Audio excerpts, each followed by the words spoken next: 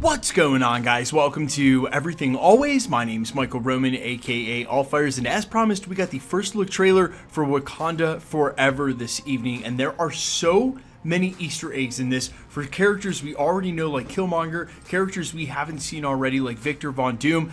I actually wanted to take an extra day and sit with this so I could go through it, but I ended up lying awake and just seeing all of the social media reaction to the Phase 6 announcement of 2 Avengers movies in the same year. I figured I'd get back up and do this video anyway, so I'm going to take you through the entire trailer, scene by scene, let you know what's going on, contextualize it best I can, and some really cool stuff in here as I'll go ahead and translate some of the Wakandan in the background for you. We're breaking it all down, this first look at Wakanda Forever, but if you could grab the subscribe button. We do daily Marvel content at the channel. That's all we do. Everything from official Easter egg breakdowns, trailers, and reviews to the occasional industry insider scoop and everything in between. So if that sort of thing's for you, hit the sub button, leave a comment down below. That will automatically enter you to win our ongoing PS5 giveaway. If you want, stick around at the end of the video. We'll get into all the giveaway stuff again there and there. Okay, so the trailer opens with a cover of the iconic Bob Marley's No Woman, No Cry. Now, this song was chosen on purpose, and there's a specific reason. People commonly misunderstand the title of that song to mean, if there's no woman, there's no reason to cry. No woman, no cry. When actually, that's a very common misunderstanding because of how it's said in Jamaican. What the title of this song actually translates to is woman, please don't cry. And when you understand that in the context of the opening of the trailer, we're seeing the women of Wakanda, Okoye, Queen Ramonda, Shuri, Nakia, in the wake of T'Challa's death, and the song that plays in the background is asking them not to cry. Now, my buddy Paul, who used to call himself Definition, which I think is a way cooler name over at Heavy Spoilers, also pointed out that Bob Marley died young as well, before his time rather, at 36, and there is some synchronicity there. I don't think it's mutually exclusive. I think Paul was probably correct as well. Now, one of the things the trailer offered us was a first look at the Wakandan funeral ceremony. You can tell that from the funeral procession that's in the streets. One thing to note, this confirms that T'Challa will pass off screen before the film starts, and that they will probably address this in false dialogue. What I mean by that is when characters talk to each other and explain things that the audience needs to know when they already would have known it amongst themselves. And all that's just a real fancy way of saying they're definitely going to let us know how he passed. Now, for a brief second, we're shown a chamber where 4 members of the Dora Milaje are standing in front of symbols. In between the symbols are 5 pillars which have messages written on them in Wakandan. And because of a book called the Wakanda Files that's actually adjacent to the MCU, it offered us a translation for the Wakandan alphabet, meaning we can actually read these pillars. Starting on the left, the first pillar says Rest in Power. The second pillar says King T'Challa. The third one says Our Hero, which is sort of a play on words because yes, he's their hero, but he's also the Wakandan superhero. He's the superhero that represented them, especially during the Battle of New York after the snap and blip to save half the universe. The fourth one says It Was an Honor, or 'Twas an Honor. And the fifth one says Wakanda Forever. Now, this is purely speculation, but the way the trailer is shot with the funeral scene and then the procession and then this quick shot, also with the 4 elemental symbols and the 5 messages that seem to make a memorial to T'Challa, I would go out on a limb and say this is probably his burial chamber. Now, I think it also bears mentioning that later in the trailer we may see this exact same chamber again, and while I couldn't confirm it, there are a lot of characteristics that are the same. It's a circular chamber. You can see pillars there with highlighted messages in Wakandan and some stairs to maybe where the Dora Milaje were standing, and you could think in a moment of crisis when it appears that Namor is going to attack Wakanda in a storyline that actually comes from Avengers vs. X-Men number 8, and while it does seem as though they are borrowing this plot point wholesale, I doubt that we're going to see anything from the context of that story. There are no Avengers, definitely no X-Men, and while Namor is important to note was technically the first mutant in Marvel Comics, I doubt anything really will stay intact from that original context, just the plot point narrative. Now, I also saw another prominent YouTuber mention that the birth scene in the trailer was perhaps T'Challa's son via Nakia, but after looking at this real close, I'm pretty sure that this is the birth of Namor. It's taking place underwater and marks his introduction sequence in the trailer. Once we get that birth,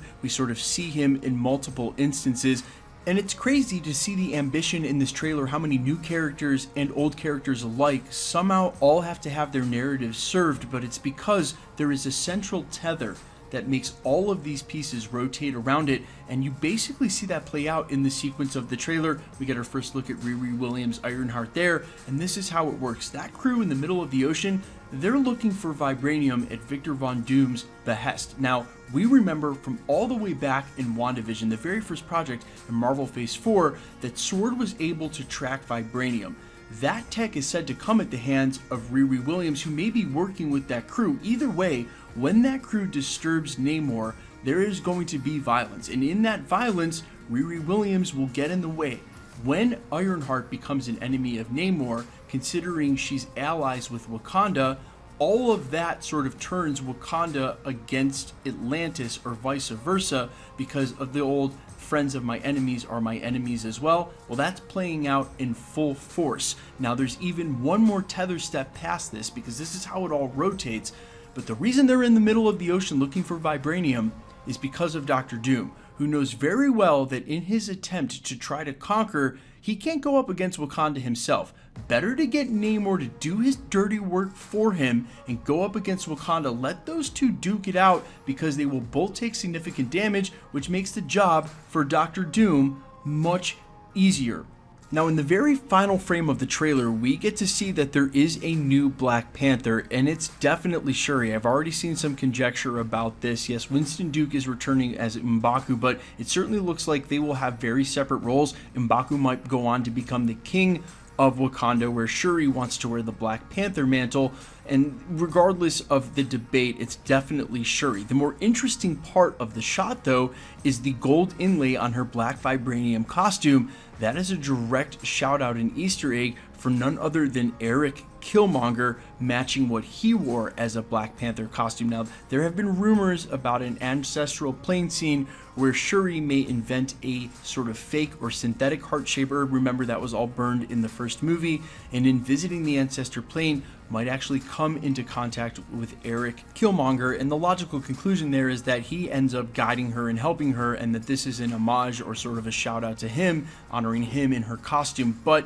try to remember that during Black Panther 1, Eric Killmonger attempted to murder her brother and almost succeeded in doing so. So I sort of find those rumors and speculation hard to completely buy into, but it's also sort of hard to deny that the gold in her suit definitely replicates that of Eric Killmonger's. So we're just gonna have to wait and see on that. Speaking of which, I do expect another huge round of trailers now coming in September for D23, and if you thought you were amped for this reveal, I'm anticipating that to maybe be even bigger and fill in those absent slate slots that they left for Phase 6. So get hyped for September. It's literally less than 2 months away, and we'll be right back at it with the announcements. Guys, down in the comments, let me know all your thoughts, how you felt about the trailer, what's going on with the character introductions, are you feeling Namor's design, all that stuff. Let me know in the comments quickly. Let's jump into the giveaway stuff before I let you go. We're still giving away PlayStation 5s every 20,000 subscribers. The next milestone's 980, and we are headlong into it. If you want to be entered to win or for any of the future giveaways at the channel, all the same rules will always apply. All you have to do, hit the sub button, then leave a comment down below. Because it's truly random, the more videos you comment on, the better chance you have of winning. All winners will be announced at the end of videos, the same way we're doing here. The best way to keep up with the content has always been to hit the notification bell with all notifications turned on. And as always, if you liked today's video, I'd appreciate it if you hit the like button. My name's Michael Roman. You can find me in a couple of places, Instagram and Twitter at IamFires. You can also find me on Spotify, YouTube, Amazon, Apple, iTunes, under the name Allfires. And while I sincerely appreciate you checking my music out, thanks for checking this channel out. Stick around. We'll be posting again real soon.